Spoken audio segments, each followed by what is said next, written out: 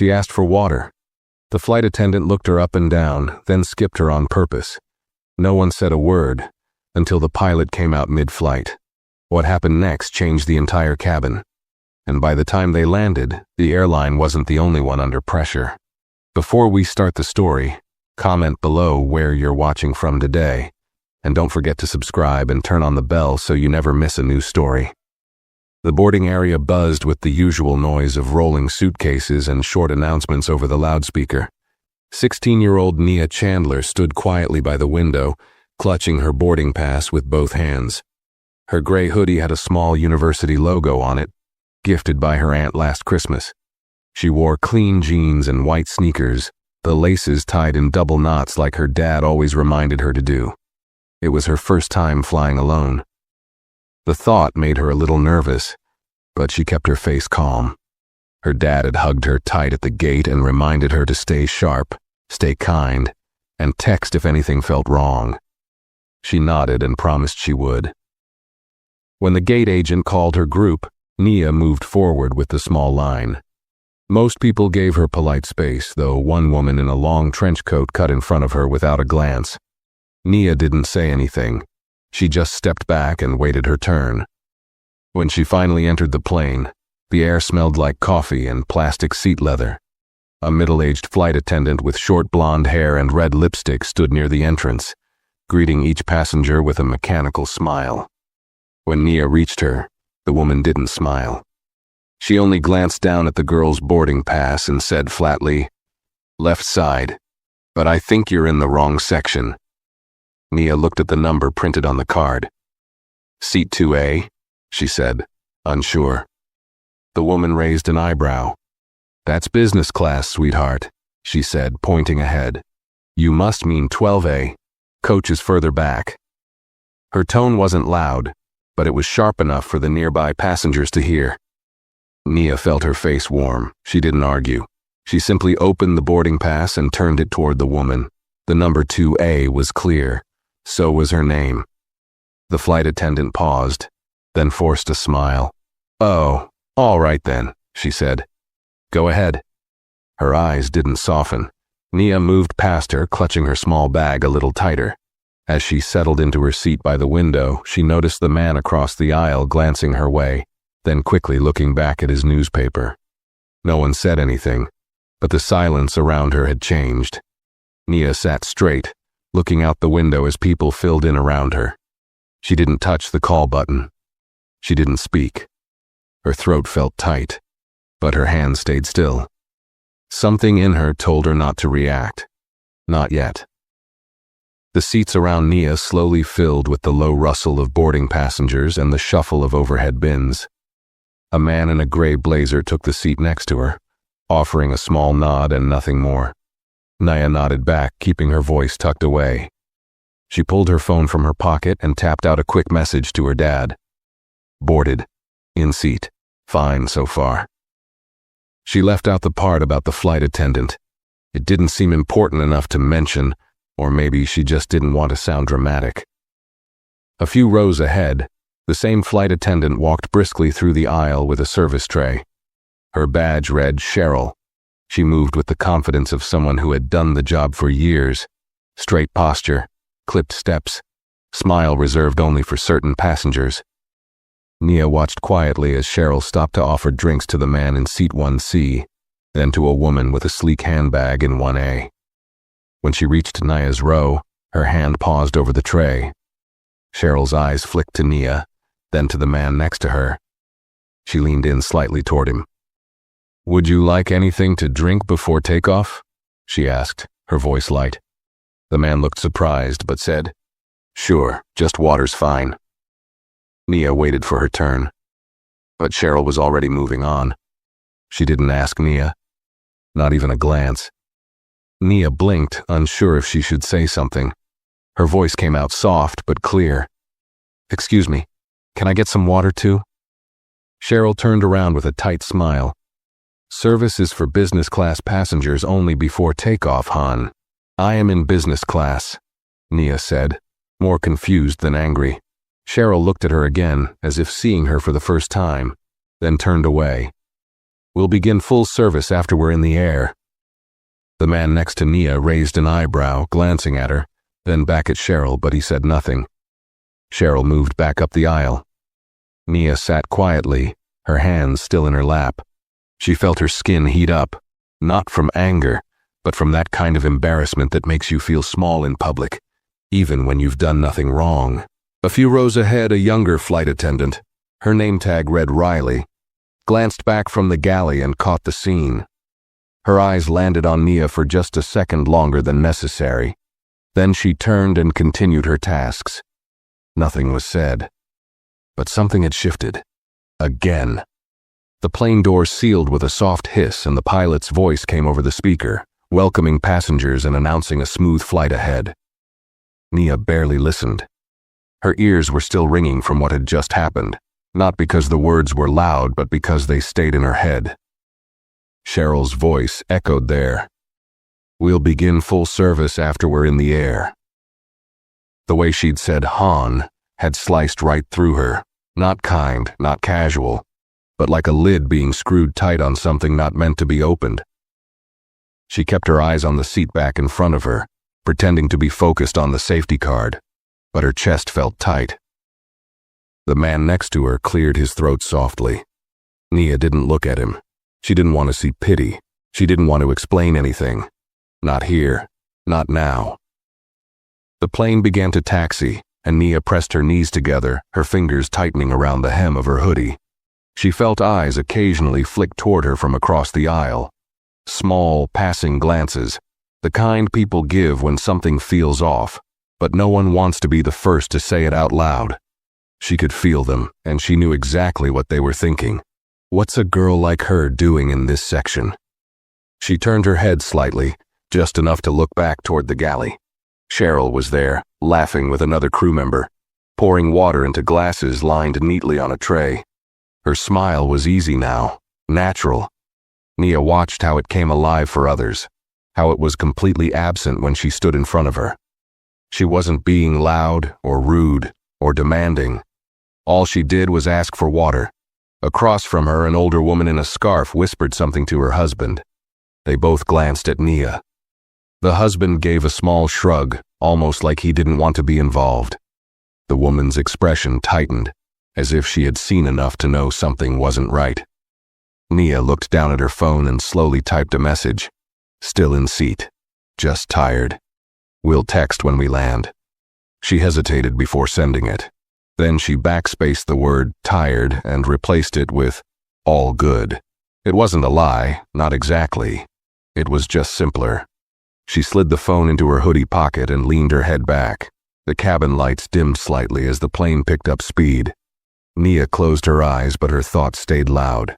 She wasn't angry yet, just tired in a different way. The kind of tired that doesn't come from traveling, but from always needing to prove something quietly, over and over again in places where she was just trying to exist. As the plane lifted off the runway, she opened her eyes slowly and stared out the window. A cloud moved past, soft and silent. Everything outside was calm, but inside something small had already started to shift. The seatbelt sign dinged off and a quiet rustle of movement began around the cabin. Passengers shifted, adjusted blankets, reached for books, plugged in headphones. The hum of the engine blended into the silence like background noise in a room too tense to feel comfortable. Nia sat perfectly still. Her hands were folded in her lap, her thumbs pressed together so tightly they had turned white. She didn't even realize it until she looked down. She relaxed them slowly, one finger at a time, like someone untying something invisible. The man next to her had pulled out a newspaper. He hadn't said a word since they took off, but Nia could feel him watching her now and then. Brief flickers of curiosity. Not unkind, not cruel, just unsure. She wondered what he thought. Did he think she was just some kid who had wandered into the wrong section? Did he think she was trying to get away with something? Or worse, did he see what happened and decide it was normal enough not to matter? Her jaw clenched. That's what stung the most. Not just the way Cheryl had treated her, but the way no one had spoken up. Not even Riley. Not even the man beside her. Was she expecting too much? She asked herself that question more than she wanted to admit. Maybe people didn't want to get involved. Maybe they were uncomfortable. Maybe they just didn't see what she saw. But she had seen it. She'd felt it. The pause before the words. The doubt in Cheryl's eyes when she looked her up and down. The way her tone shifted when Nia mentioned Seat 2A. Not everyone heard it, but Nia had. And she had heard that same tone before. Not always from strangers. Sometimes in school, sometimes at stores. That tight, polite edge people put on when they don't want to say what they're thinking but say it anyway with their eyes. She didn't want to cry. Not here. Not ever in front of someone like Cheryl. She blinked fast and took a slow breath through her nose. She focused on the small screen in front of her, the map showing their progress across the country. A little plane crawled across the screen like it had nowhere else to be. She reached for the tray table and pulled it down. It clicked into place with a soft snap. A small action, but something about it helped her feel in control again. Her fingers brushed against her phone, still tucked in her hoodie pocket. Nia thought about texting her dad again. She wanted to tell him what happened, every word. But she also didn't want to make him worry. He was working today. He always had early flights when he was on duty. She didn't want him flying distracted. She imagined him in uniform, focused in the cockpit, hands steady, mind clear. She remembered something he once told her when she was 10 and had come home upset after a substitute teacher had mistaken her for a student in the wrong class. "Sometimes people won't see you clearly, baby," he'd said. "But that's not your job to fix. Your job is to stay steady, stay kind. And if it's worth it, set things straight, quiet and strong." She had nodded back then. It sounded good at the time. But it was harder to do now, at 16, sitting in a business class seat she had every right to occupy, feeling like she didn't belong. A soft voice interrupted her thoughts. "Hey," Riley said gently, crouched near her elbow. "I brought you a bottle of water. Sorry for the wait." Nia looked down at the chilled bottle in her hands. Her lips parted slightly, but no words came out at first. Then she nodded once, slowly. "Thanks."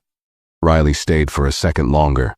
Her eyes held something close to apology, but she didn't say the words. Maybe she wasn't allowed to. Maybe she didn't know what else to say. Then she stood and walked off toward the galley again. Nia opened the cap and took a long sip.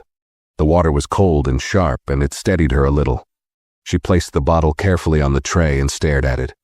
She wasn't sure what was coming next, but something inside her told her to stay still, stay quiet, and let the moment build, just like her father had taught her. "Sometimes," he said, "the most powerful moves are the ones no one sees coming." The cabin lights dimmed slightly as the flight reached cruising altitude. A calm voice over the speaker reminded passengers that electronic devices were now permitted, and meal service would begin shortly. Nia barely registered it. She kept her eyes on the small plastic water bottle in front of her, watching the condensation bead along the sides. She ran her finger through one of the droplets, tracing it in a slow circle. Around her, trays clicked open, murmured conversations resumed, and flight attendants wheeled carts down the aisle. But the quiet in her chest stayed heavy. She felt like a glass someone had filled too quickly, steady on the outside but ready to spill at the edges if nudged even a little. From the corner of her eye, she saw Cheryl coming back. Her red lipstick was still neat, and her posture still straight, but her smile had thinned. She handed a meal to the man beside Nia, complete with a napkin tucked in with care.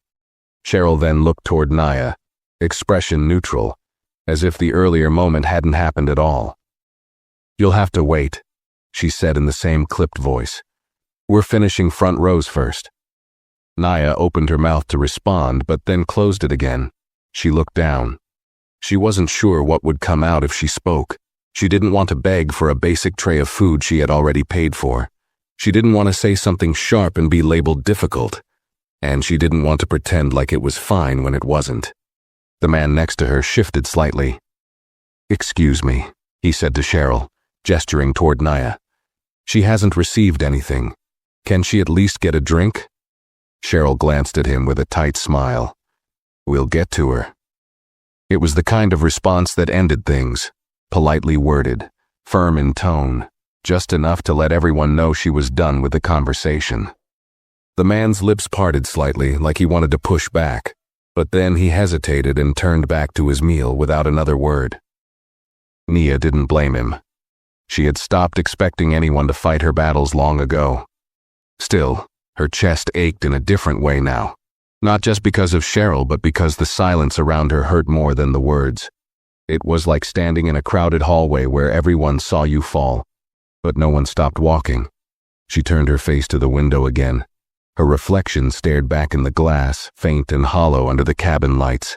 For a second, she didn't recognize herself. Her posture was too straight. Her eyes looked older than she remembered.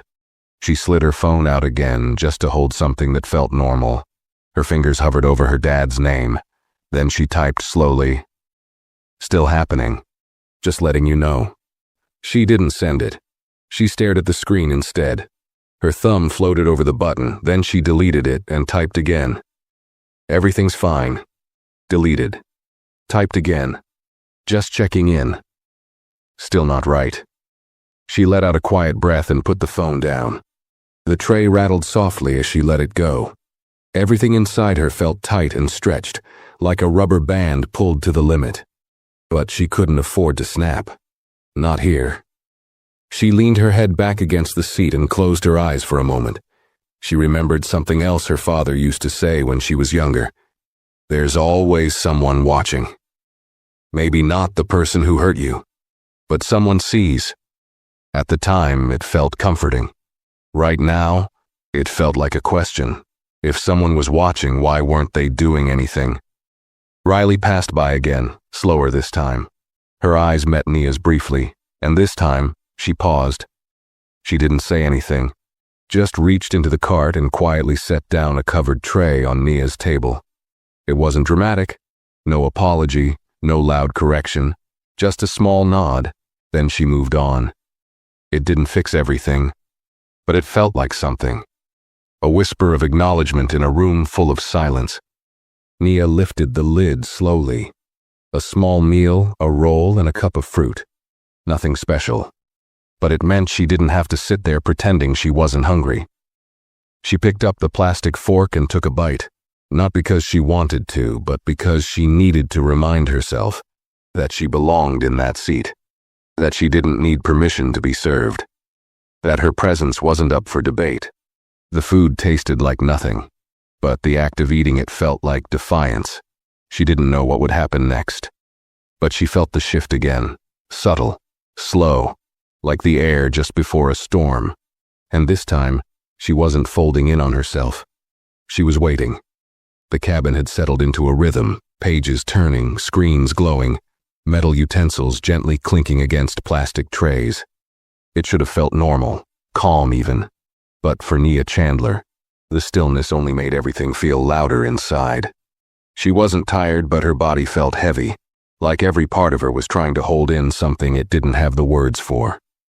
Her food tray sat mostly untouched now, though she had nibbled enough to seem occupied.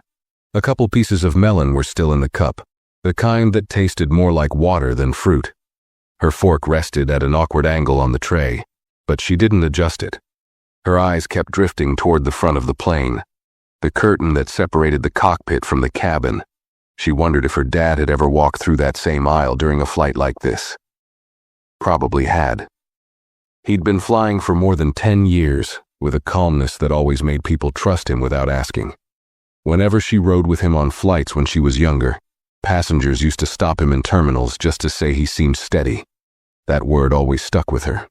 Steady. She wondered what he would do if he were here now, in this seat, watching this unfold. Would he have spoken up already? Would he have called someone, filed a complaint? Part of her wanted to think he'd do all of that. But another part of her, the quieter, more experienced part, knew better. He would have stayed calm. He would have watched, measured, waited. That's what he taught her. You don't always fix it in the moment. Sometimes the real move comes later. After the noise dies down, that's when people listen.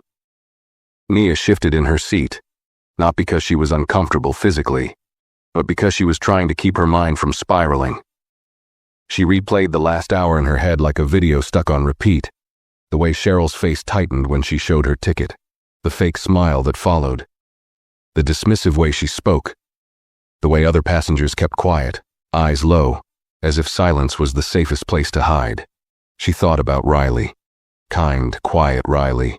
The water bottle, the tray, small gestures offered without words. It wasn't much, but it was more than anyone else had given, and somehow it had mattered. Naya's eyes flicked to the aisle again as she heard Cheryl's voice, bright and airy now, chatting with another passenger in the front row. It sounded like she was joking about something, laughing lightly, as if nothing was wrong. As if the same voice hadn't just been used to brush someone off a few rows back. That was the part that stuck under Nia's skin more than anything. The performance of it. How someone could switch faces so quickly. How she could laugh and flirt and serve wine with a crisp white napkin, while acting like Nia was invisible a few steps away. The space between those two versions of Cheryl, one that smiled for business suits and one that dismissed a teenage girl in a hoodie, felt like a chasm that Nia had learned to recognize far too early in life. And once you see it, you can't unsee it. She turned her head slowly and looked out the window again. Outside, the sky was endless and blue, clouds scattered like slow-moving thoughts. It was quiet out there. Free. Nia pressed her forehead gently against the cool surface of the window. She needed that cold. She needed something to pull her back into her body. The man beside her spoke for the first time since the drink request. "Can I say something?"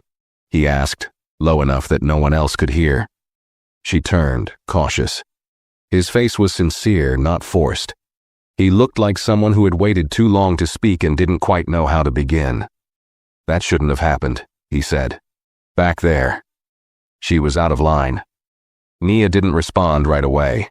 Not because she was unsure how she felt, but because she wasn't sure if it mattered anymore. "I know," she said quietly, her voice even. "But she's not new to this job. That means it's not the first time." The man exhaled slowly, nodding. "Probably not." They sat in silence again after that. But this time it wasn't empty. It felt like something had landed in the space between them. A shared awareness, even if it was too late. Then, almost like it was planned, the intercom buzzed. A brief pause. Then the captain's voice came over the speaker. Calm, measured, clear. "Ladies and gentlemen, this is your captain speaking. We've reached our cruising altitude of 36,000 feet. Smooth weather ahead for the remainder of the flight. Thank you for flying with us." Nia froze. Her eyes didn't move. Her chest rose once, then held. She recognized that voice. And so did Cheryl. A second later, the cockpit door clicked open. The curtain pulled back and Captain Quentin Brooks stepped out. He wore the standard Navy uniform, a gold-trimmed hat tucked under one arm, and calm on his face like it had been stitched there. His gaze swept over the cabin once, brief, controlled. He didn't smile. Then he walked, slow, steady steps, down the aisle toward row 2. And Cheryl finally turned around. Everything in the cabin seemed to stop, though no one said a word. It wasn't silence exactly. It was that weighted kind of quiet where sound still existed but felt muffled, like someone had dropped a blanket over the entire room. Conversations paused. Utensils froze mid-air. Eyes shifted from screens and tray tables to the aisle one by one. Captain Quentin Brooks walked with deliberate calm. His expression was unreadable, but his presence commanded attention. Not just because of the uniform or the authority stitched into his epaulets, but because something in his body language made it clear this wasn't a routine check. Nia felt the first tremor of emotion ripple through her chest. Not fear, not embarrassment, but something else. Something heavier. She knew what was about to happen. She just didn't know how it would land. Or who, exactly, would feel it the hardest. She didn't move. She didn't even blink. Her father stopped right beside her seat. Cheryl turned, her professional smile flickering like a light bulb about to fail. She straightened her posture. "Captain," she said quickly, too brightly. Is everything all right? He didn't look at her. Instead, Quentin Brooks lowered his head slightly and spoke gently, not to Cheryl but to his daughter. You good, Nia? The softness in his tone sliced through the cabin like a warm knife. It was a father's voice. Not the one he used over the intercom. Not the one that read wind speeds and gave landing times. This was the voice he used when she scraped her knee at 6 years old, when she lost her science fair project to a rainstorm, when she couldn't sleep before her PSATs. It was a voice that belonged to her and only her. Nia nodded once. Her voice didn't come at first.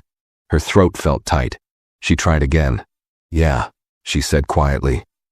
I'm okay. The man beside her turned slowly, eyes widening as realization set in.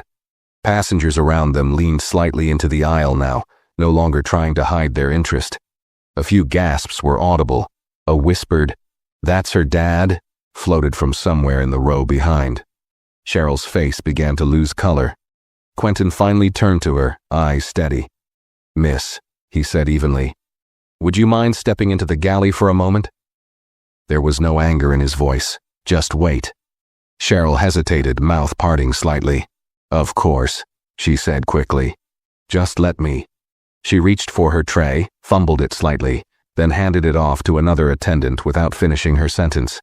She disappeared behind the curtain, movements jerky, hands twitching at her waist like she didn't know where to put them. Nia stared forward, jaw tight. Her heart thudded against her ribs, not from fear but from something deeper, a kind of release she hadn't expected to feel. It wasn't pride, it wasn't revenge. It was quieter than that. Like something inside her had finally stood up straight after sitting curled for too long. Her father remained beside her. His hand reached down, fingers gently brushing her shoulder, grounding her without needing to say anything else. He leaned in slightly, voice low enough that only she could hear. "I saw your message," he said. She turned her head slightly, finally meeting his eyes. "I didn't want to make it a thing," she whispered. "I know," he said. "But it already was." She didn't nod. She didn't look away. She just breathed. Slow, steady, the way he taught her when she got nervous before speeches. She felt the blood in her fingertips again. Passengers were still watching, of course, but this time she didn't care. Let them look. Let them wonder. She had sat through enough. Sometimes dignity meant staying silent. Other times it meant being seen without having to explain yourself. Her father gave her shoulder one last squeeze and then stood straight again. "I'll be back up front," he said quietly. "Text me if anything else happens." Then he walked away. No speech, no scene. Just the quiet authority of a man who had already said everything that needed saying. The curtain swished closed behind him. The quiet in the cabin lingered for a moment longer. Then, slowly, it began to fade. Forks moved again. A baby 2 rows back started to fuss. The world resumed. But something had shifted. Nia felt it in the air, in the posture of the man next to her who now sat a little straighter, in the sideways glance of the woman across the aisle who gave her a small nod, almost like an apology without words. She reached for her phone and opened her dad's last text. "Keep breathing. You're stronger than you think." She read it again, and this time she believed it. For a few long minutes, Nia just sat there, completely still. The tray table in front of her was cleared now, but she hadn't noticed Riley coming by to take it. She had no memory of handing it over, no memory of responding. Her hands were resting in her lap again, fingers loose this time, no longer clenched. But her shoulders hadn't dropped. Her body was holding tension in places she couldn't reach, the kind that settles behind your ribs and under your spine, invisible but loud. The cabin had returned to its low hum, the subtle clinks, the quiet engine, the light shuffle of a passenger heading to the restroom. It should have felt normal again. But normal didn't come back that easily. She could still feel the weight of her father's hand on her shoulder. That single touch had said everything.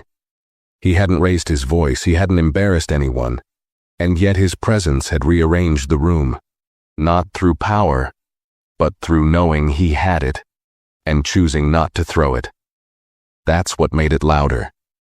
Nia leaned her head back against the seat, eyes blinking slow. 1,000 thoughts pressed at her from the inside. She didn't know how to name all of them. Part of her felt safe, finally.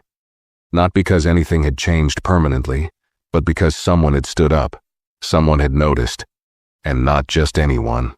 Her dad, Captain Quentin Brooks, a man respected in the air by people who never even asked about his story. He wore his calm like armor, his competence like a second skin. And today he'd used both to shield her, quietly, carefully.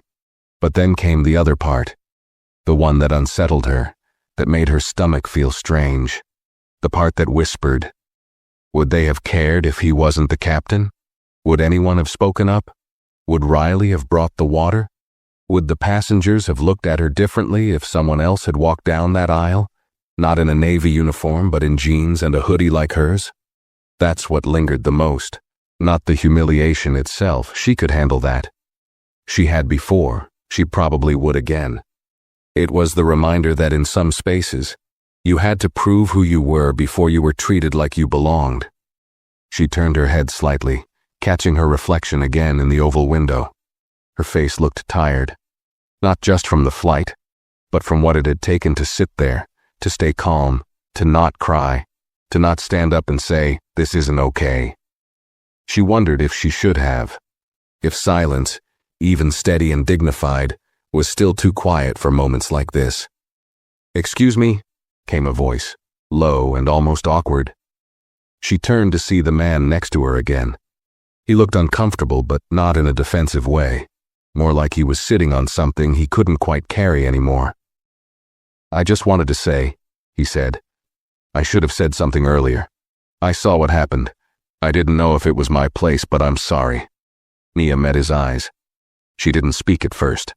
"It's okay," she said after a long pause. "People freeze. It happens." He looked down, ashamed. "That's not an excuse." She didn't respond. Not to that. Instead, she nodded once, then looked forward again. She didn't need an apology. She needed people to stop needing someone in uniform before they took action. But even then, she knew what it had cost him to say it. She didn't dismiss it. A few minutes passed. Then the curtain parted again, this time slowly. Cheryl stepped back into the cabin. Her face had changed. Her perfect red lipstick was still there, but her eyes looked different. Like something behind them had cracked, even just a little. She avoided Nia's row at first, focusing on a few remaining passengers in the front. But then her steps faltered. She turned and walked toward Nia. The steps were measured, calculated. When she stopped at Nia's seat, she hesitated.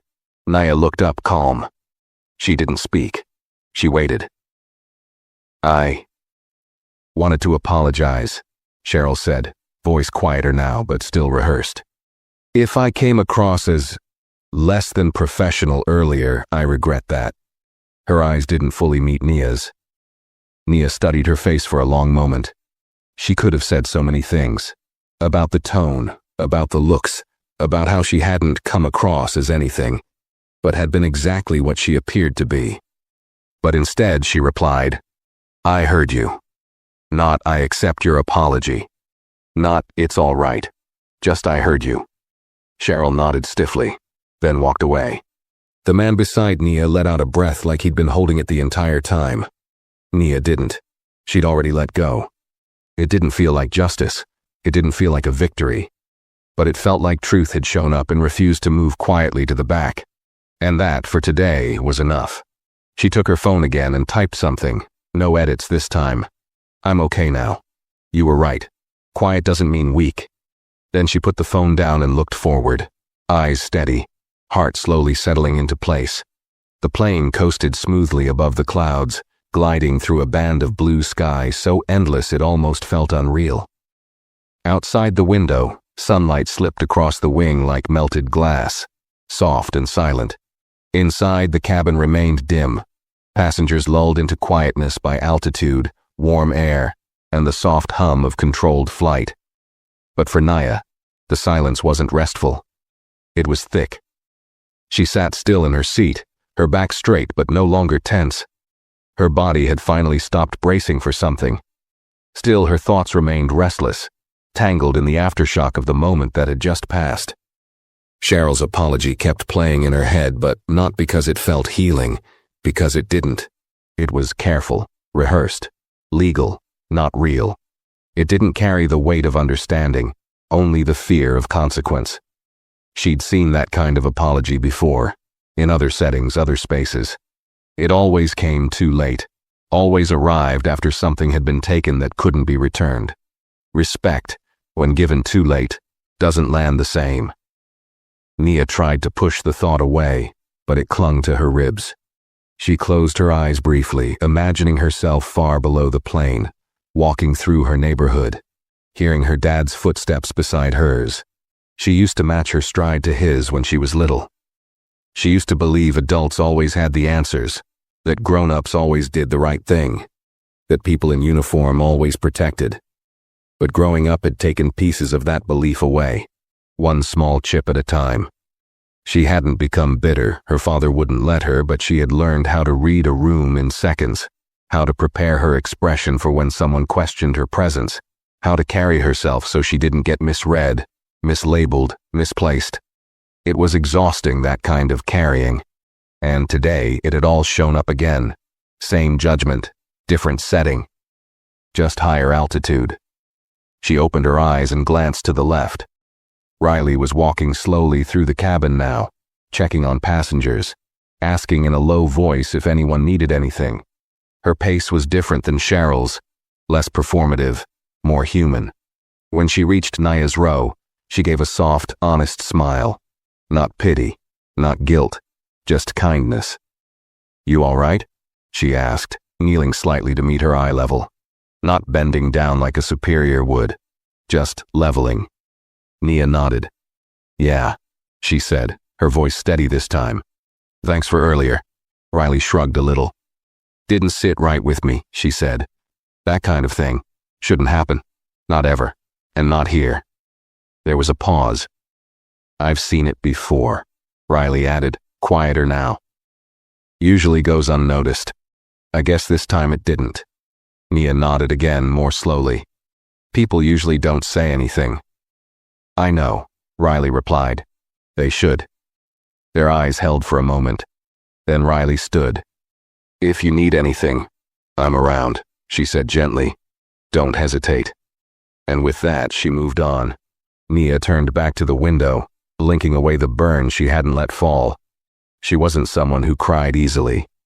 But today had felt like too many things pressing into her at once. Pressure from inside, pressure from outside. None of it visible, but it sat under the skin like weight. She thought again about her father's face, the quiet way he'd handled it. No scene, no scolding, no spectacle, just his presence. That had been enough to flip the air in the cabin like a switch. He hadn't said much, but she remembered every word. "I saw your message." It already was. She wondered what he had said to Cheryl behind the curtain. Maybe nothing loud. Maybe just the truth. And maybe the truth, spoken by the right person at the right time, was more powerful than any outburst. That thought stayed with her. Across the aisle, an older woman she hadn't noticed before leaned toward her slightly. Her gray sweater sleeves pushed up, a book resting forgotten in her lap. She didn't speak loudly, just softly, as if speaking through a memory. "You handled that well," she said. Nia turned toward her, surprised. The woman smiled gently. "You didn't raise your voice. You didn't need to. That says a lot more than people think." For a second, Nia didn't know what to say. She wanted to say thank you. She wanted to say, it shouldn't be so hard to be treated fairly. She wanted to say, I'm tired. But instead, she just nodded again. Her voice felt like it was still trying to catch up to her heart. "Thanks," she said quietly. The woman returned to her book. Nia sat back. The world hadn't changed. Cheryl still had her job, the flight continued as planned, and the rest of the cabin was slipping into movie watching and quiet naps. But something inside Nia had shifted. A boundary had been crossed. And this time, it didn't go unanswered. She didn't just survive the moment. She witnessed it. She owned it. And now others had seen it too. The hours in the sky stretched thin. Time always moved differently in the air, measured in drink services and quiet glances at the flight map instead of clocks. Outside the window, the sun had started to dip, softening the clouds with hints of orange and gold. The light painted everything in a glow that made even the airplane cabin feel strangely peaceful. But inside Nia, the stillness hadn't quite returned. Her body had relaxed, sure. Her muscles weren't tight like before.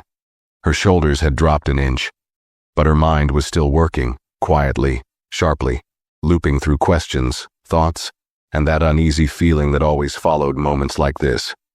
She watched the people around her more closely now, not suspiciously, just with different eyes, observing what they had noticed, what they hadn't, how they sat through it, how they moved after. The woman in the gray scarf had gone back to reading, but she kept glancing toward Nia now, like something about her had changed, like she'd become visible. Was it because they knew who her father was now? Would they have noticed her at all if he hadn't walked down that aisle? That question wouldn't leave her alone. It dug into her like a thread caught under a fingernail.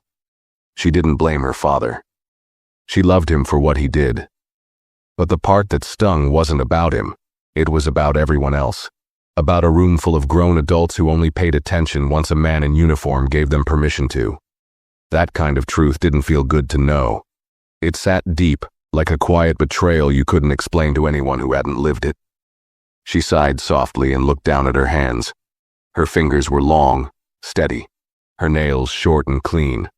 Her dad always told her they looked like her mom's, though she didn't have many memories of her. Just the stories, the photos, the way her dad would go quiet when he mentioned her name. Nia had grown up on memories she didn't make, but she carried them anyway, carefully, like glass. She imagined what her mom would have said if she'd been here. Maybe something fierce, maybe something soft. Nia leaned her head to the side, resting her cheek against the cool window. The sun caught the edge of her face.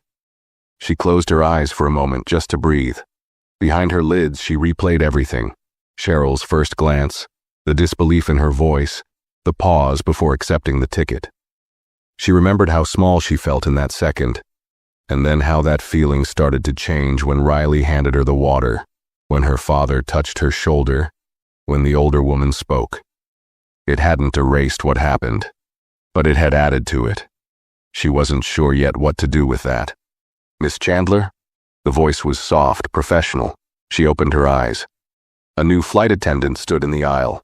Not Cheryl, a man, young, early 30s maybe. He held a white envelope in his hand, nothing fancy, just airline stationery. "Yes," she said, cautious. "I was asked to give this to you before landing," he said. "It's from Captain Brooks." She blinked. "Oh, thank you." He nodded and moved on. Nia stared at the envelope in her hands for a long second before opening it. Inside was a single sheet of folded paper. Her dad's handwriting, neat, square, unmistakable. "Nia, you did everything right today. I know it didn't feel like it in the moment, but I saw you. I saw how you carried yourself. And I'm proud of you, not because of how I stepped in, but because of how you held your ground before I did. You didn't raise your voice, you didn't shrink, you stayed calm. That takes more strength than most people realize. I wish you didn't have to deal with these moments. I really do.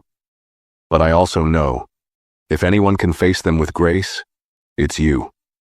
We'll talk more when I land. But for now, just breathe. You're not alone. You never were. Dad." She read the letter twice, then folded it carefully and slid it into the front pocket of her hoodie, pressing her palm against it once like sealing it inside her. She didn't cry, but her throat tightened, and her breath caught somewhere between her chest and her stomach. That note, those words, they were everything she hadn't realized she needed to hear today. You're not alone. That was the part that stayed with her, not the apology from Cheryl, not the silence from the passengers, not even the subtle nods and glances that came afterward. It was those three words. Quiet, solid, grounding. She sat back, deeper into her seat. and this time she let her body rest. Not from exhaustion, but from knowing that even when the world didn't make space for her, she carried her own. And someone else, someone who mattered, was watching the whole time. The plane began its gentle descent, and with it came the familiar pressure in Nia's ears, a slow, dull fullness that marked the beginning of the end. The seatbelt sign dinged back on with its soft chime, and flight attendants moved down the aisle with practiced efficiency, checking tray tables, collecting last bits of trash, reminding passengers to buckle up. But inside Nia, the descent felt heavier than gravity. She kept her head turned slightly toward the window, watching the clouds thin out as the earth slowly came into view below. City lights flickered in tiny clusters, like someone had dropped golden beads across a dark rug. Somewhere down there was her aunt's house, her weekend plans, the life she'd intended to walk into with excitement. But now it all felt distant, like the person who boarded this plane wasn't the same one landing. She hadn't expected this flight to change her, not like this. She thought it would just be a routine trip. Boring, maybe. Quiet, hopefully. But instead, she'd been reminded of how easily people misjudge you before they've heard you speak. How quickly respect is rationed when you're young, black, and alone in a space they don't expect you to be. She adjusted the small blanket across her lap, not because she was cold, but because the motion gave her hands something to do. Her fingers tugged at the edge, smoothing the corner over and over again. She was trying to come down with the plane, not just in altitude, but in emotion. The moments had passed. The conflict had settled. But her body hadn't caught up yet. She thought about what would happen after the plane landed. Would Cheryl say anything else? Would she look her in the eye again? Would the passengers go home and tell anyone about what they saw? Or would they file it away, buried under the hundreds of other moments they'd never feel compelled to confront? And what about Riley? Would she get pulled aside for helping? Would she regret it? Would she do it again? Nia's mind spiraled in quiet circles. It wasn't the kind of anger that yelled. It was the kind that whispered late at night when you're brushing your teeth, thinking about something someone said 5 years ago that never left you. The kind that builds slowly in your bones until one day you realize you're carrying the weight of 1,000 small slights, each one too quiet to scream over, but all of them together. Unbearable. A sudden jolt brought her back, just the wheels lowering beneath the plane, but it reminded her that the moment was almost over, or at least this part of it. The man beside her, who had been silent since his earlier apology, turned slightly in his seat. "Would it be all right," he said, his voice low, "if I told my daughter about you?" She blinked, caught off guard. "What do you mean?" He gave a small, self-conscious smile. "She's 12. She's starting to notice things. People. How the world treats her. I think she'd learn something from what you did today." Nia stared at him for a second, unsure how to respond. The idea that her quiet resistance had meant something beyond this flight. It hadn't occurred to her yet. "I guess," she said softly, "if it helps her feel less alone." "Yeah, you can." He nodded, expression sincere. "It will." They didn't say anything else. They didn't have to. The plane dipped lower now. Buildings came into clearer view. The runway stretched in the distance like a long exhale. Nia glanced around one last time. Cheryl stood near the front, buckled in, her face neutral, her eyes forward. She hadn't looked back. Maybe she was hoping the moment would pass like turbulence, brief, uncomfortable, then forgotten. But Nia knew better. Some turbulence stayed with you, long after the seatbelt sign turned off. Riley caught her gaze from a few rows up and gave her the smallest nod. It wasn't forced. It wasn't performative. It felt like truth, the kind that stays. As the wheels touched down with a smooth thud, Nia felt her heart knock once in her chest. Not in fear, not in pain, but with something else. Something closer to strength, a slow, deep rhythm she recognized as her own. Hers, and no one else's. The flight was over, but something real had taken off. The plane rolled down the runway, slowing with a soft roar that rumbled beneath Nia's feet. Her hands stayed folded in her lap, fingers gently curled inwards, not from tension now, but from the quiet of coming back into her body. The cabin buzzed with movement as passengers shifted in their seats, some stretching stiff legs, others leaning forward to gather bags before the seatbelt sign had even turned off. Nia stayed still. The landing hadn't been rough, but the weight of everything she'd carried in the air now felt denser, more present, now that the wheels had touched solid ground. She could feel her heart settling into a different rhythm, no longer guarded, but not fully at peace either. Something in her chest still felt unfinished. The pilot's voice came over the intercom again. This time, it wasn't Quentin Brooks.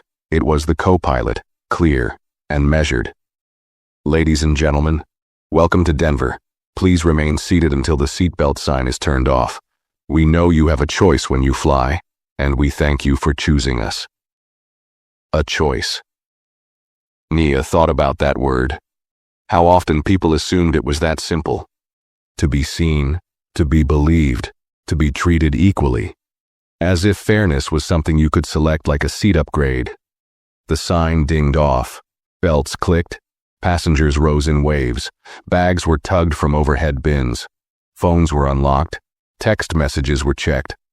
The woman with the scarf stretched and gave Nia another quiet look, her expression unreadable but somehow softer than before. A few rows back, someone gave Nia a tight smile. A man. He said nothing. Just looked, then turned away. It was strange being watched like that, not with suspicion anymore, but with something else. Guilt? Respect? Curiosity? She didn't know, and she didn't have the energy to figure it out. Riley passed by one more time, this time checking rows for forgotten items. When she reached Nia, she didn't speak. She just gave a slow, deliberate glance down the aisle, then met Nia's eyes. A small nod. Not one of apology, not even of support. It was a nod that meant I saw it too, and that meant something. "All right, you're good to go," Riley said gently. "Front doors are open." Nia stood slowly, her knees a little stiff. She reached for her small bag under the seat and slung it over one shoulder. As she stepped into the aisle, the man beside her, who hadn't asked her name all flight, spoke one last time. "You changed the room today," he said softly.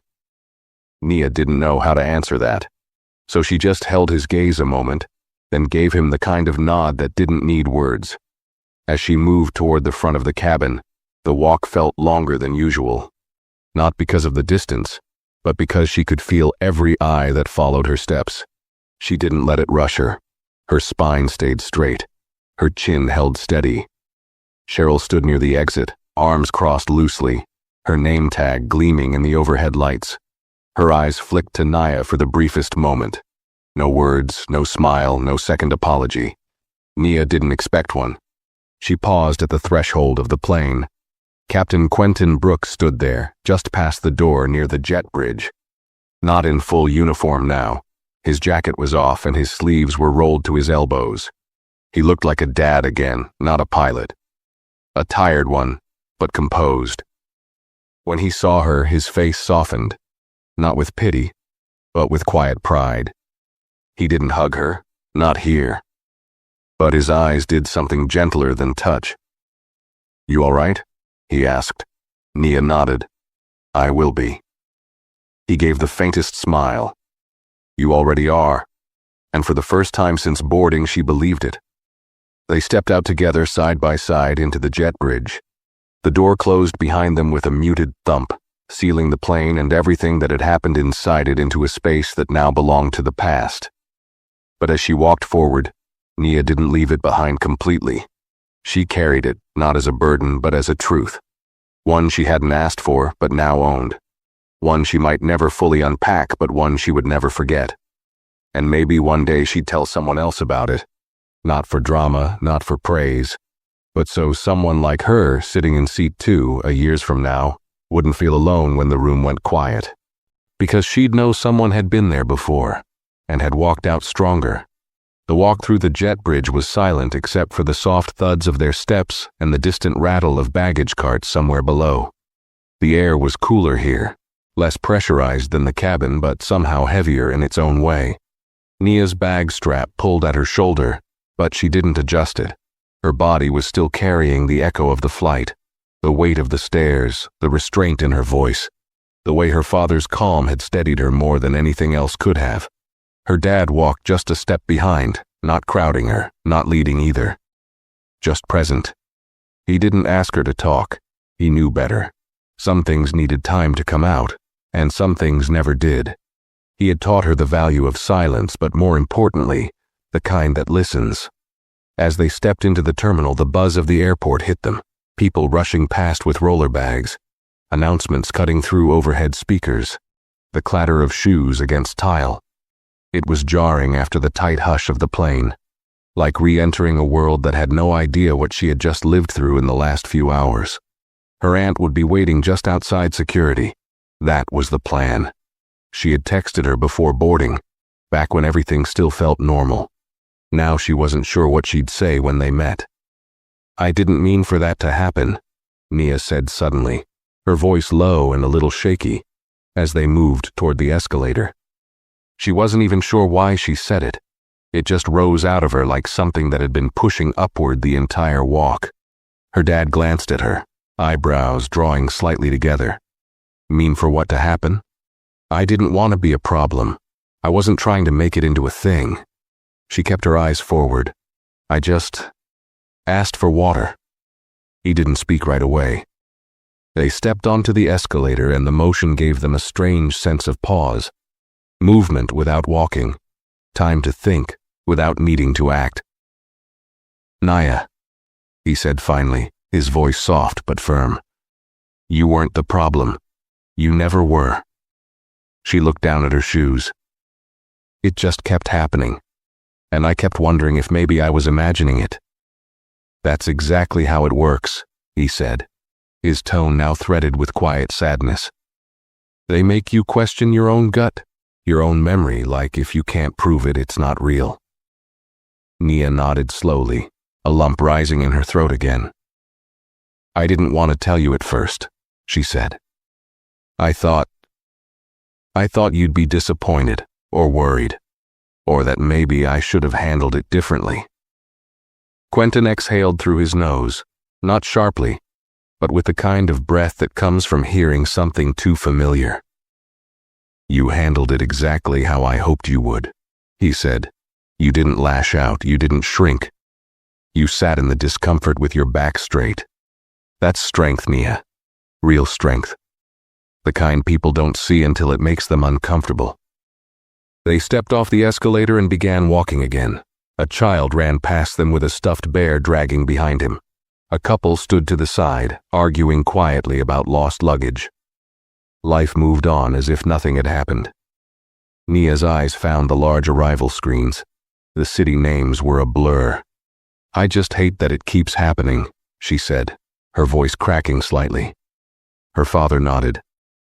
"Me too." They walked another few steps before he spoke again. "You know what I was thinking about when I came down that aisle?" he asked. She glanced at him.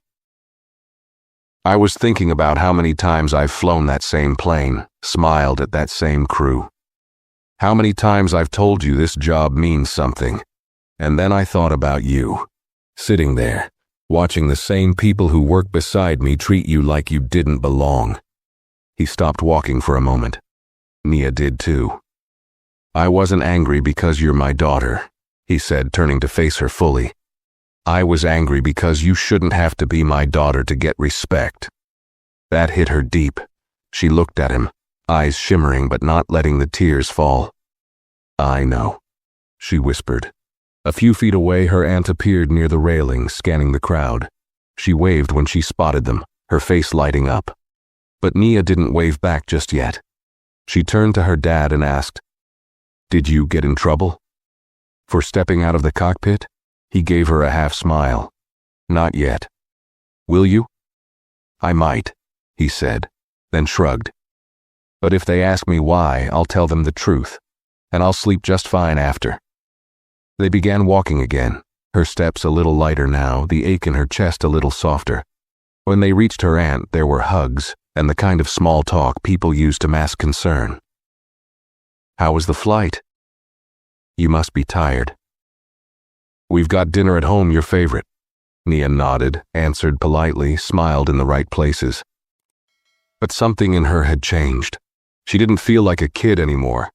Not in a bitter way, but in the way that happens when life gives you a moment too sharp to forget. She glanced one last time at the secured doors behind them, where the plane still sat, being cleaned and prepped for the next flight. Same flight number, same seats, same tray tables. But a different story would begin now, for someone else. And maybe, just maybe, because of her, it would go differently. The ride from the airport was quiet at first, the kind of silence that wasn't uncomfortable but carried weight, like everyone in the car was walking across an invisible bridge, unsure if it would hold. Nia sat in the back seat, her cheek pressed lightly against the cold window, watching the Denver skyline blur by. Her Aunt Lorraine drove with practiced calm, glancing now and then into the rearview mirror, but never pushing for words. Her dad sat in the passenger seat, seatbelt fastened, hands folded neatly in his lap like they always were when he was thinking. The city lights flickered across the windshield, casting soft patterns on the dashboard. Outside, everything looked ordinary. Street signs, fast food joints, families walking with grocery bags. But inside the car, Nia felt like her skin was holding in something too big for her chest. The weight of what happened wasn't in the yelling, because there hadn't been any. It wasn't in a scene or a dramatic ending. It was in the quiet parts, the glances, the pause, the way she had to prove she belonged in that seat, the way no one had said anything until a man in a uniform stepped out and made them see her. Even now, hours later, it still clung to her like humidity, not soaking wet, but enough to be uncomfortable in places no one else could see. Her phone buzzed gently in her lap. It was a message from Riley, just a simple text. "Glad you're okay, I was watching." Nia stared at the screen for a long moment, then typed back, "Thanks for saying something. That mattered more than you think." She hit send and exhaled. From the front seat, Lorraine spoke for the first time. "You hungry? I made the sweet potato bake you like. And we've got that cornbread you and your dad always finish before dinner even starts." Nia smiled faintly, her cheek still on the glass. "Sounds good." "You don't have to talk about it, sweetheart," Lorraine added, her voice low. "But if you want to, I'll listen." Nia nodded, but her voice didn't come. Not yet. They pulled into the driveway and she felt the shift again. A new space, a different rhythm. A place that felt like home, even if it wasn't hers all the way. Lorraine's porch light was on, casting a warm glow over the walkway. Wind chimes clinked gently by the door. Something about the sound soothed her, like it had when she was little. Inside, the house smelled like cinnamon and roasted garlic. Familiar. Software grounding. Her aunt went straight to the kitchen, pulling out plates and humming under her breath. Her dad stepped into the hallway to take a quick work call, his voice low and steady like it always was when he talked to crew. And Nia stood there, in the middle of the living room, unsure of where to set her bag. She finally dropped it next to the couch and sat down. The couch cushion gave under her like it always had, as if it remembered her. She stared at the coffee table for a long moment, then finally spoke. "Why did she look at me like that?" Her aunt paused in the kitchen. "Who?" "The flight attendant. Cheryl. She looked at me like I didn't make sense." Lorraine came out of the kitchen slowly, wiping her hands on a towel. "She didn't look at you, baby. She looked at who she thought you were. There's a difference. But she made me feel small, like I didn't belong, even after I showed her my ticket. That's not your reflection. That's her lens." Nia looked down at her lap. It still felt like mine. Lorraine sat beside her, not too close, not too far. "I know it did. It always does. That's what makes it so heavy." There was a pause, The wind outside rustled faintly against the windows. "Sometimes I wonder if I'm just imagining it," Nia whispered. "Maybe I'm too sensitive. Maybe I make it a bigger deal than it is." Lorraine reached for her hand. "That's what they want you to think. So you stay quiet. So you keep wondering. But baby, the truth is, if it feels wrong, it usually is." They sat there in silence, her aunt's hand firm and steady around hers. After a while, her dad came back into the room, the call finished. He leaned against the doorway and just watched them for a second. His daughter, his sister. 2 generations holding something too old and too familiar. "I told the airline," he said quietly. "Filed a report. I didn't use your name unless you want me to." Nia looked up. Her chest rose and fell once. "You can leave it in. I'm not ashamed." His expression shifted. Just slightly, but Nia saw it. The pride, the ache, the love. "All right," he said. "It's in." Later they ate dinner at the kitchen table, laughter slowly returning between bites. Not forced, earned. Lorraine told stories about her neighbor's broken fence and a squirrel that had made itself king of the yard. Nia smiled. Her dad even chuckled once, shaking his head like he couldn't believe it. And when Nia went to bed that night, lying beneath the soft blanket her aunt always kept folded at the foot of the guest bed, she felt something strange settle in her chest. Not peace, not completely, but a steadiness, the kind her father always carried. And maybe now she was learning to carry it too. Morning came quietly. The first light bled through the thin curtains of her aunt's guest room, painting the walls in soft grays and blues. Nia lay on her back, eyes open, already awake before the sun finished rising. The room smelled faintly of lavender from the diffuser Lorraine always kept on the dresser. Outside, a few birds chirped, early, half-formed calls that hadn't yet become full songs. The city beyond the window hadn't come alive yet, but it would soon. She didn't move. Her body was still, cocooned in blankets, but her mind was full. The events of the flight came back in pieces, not as a whole. Like broken glass, she was still trying to arrange into a mirror. Cheryl's face. The pause before she said, "You must mean 12A." The way the man next to her looked down, unsure whether to speak. The way her father's hand on her shoulder had quieted a storm inside her without needing to stop the storm around her. And that note he sent. "You're stronger than you think." Nia blinked, her eyes moist now, not from pain but from the strange relief that came with being seen, truly seen, by someone who mattered. Not because he fixed it, but because he understood it without her needing to explain. That was a different kind of healing. She slowly sat up, brushing the blanket back. Her phone was on the nightstand beside her, still plugged in. A few new notifications had appeared overnight. A message from a classmate just asking when she'd be back. A text from Riley again.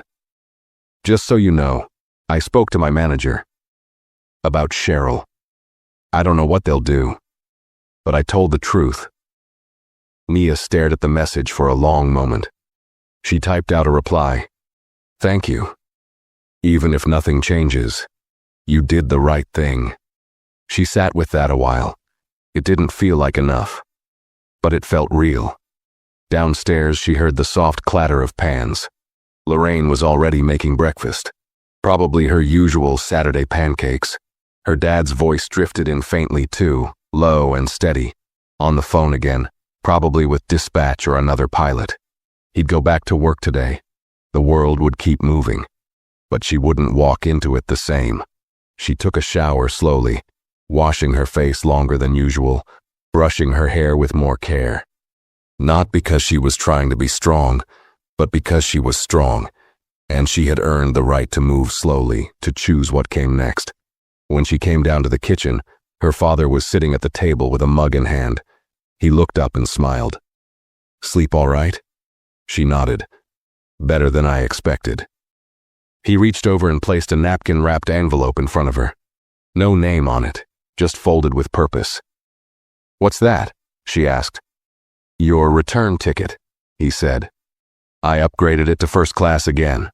Same seat." She raised an eyebrow. "Seriously?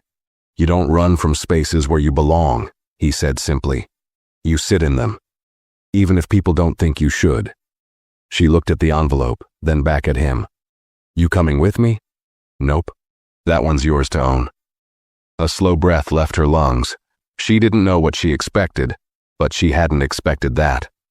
He pushed the mug aside. You're going to be in a lot of rooms like that one, Nia. Maybe not in the air, maybe in school, work, meetings.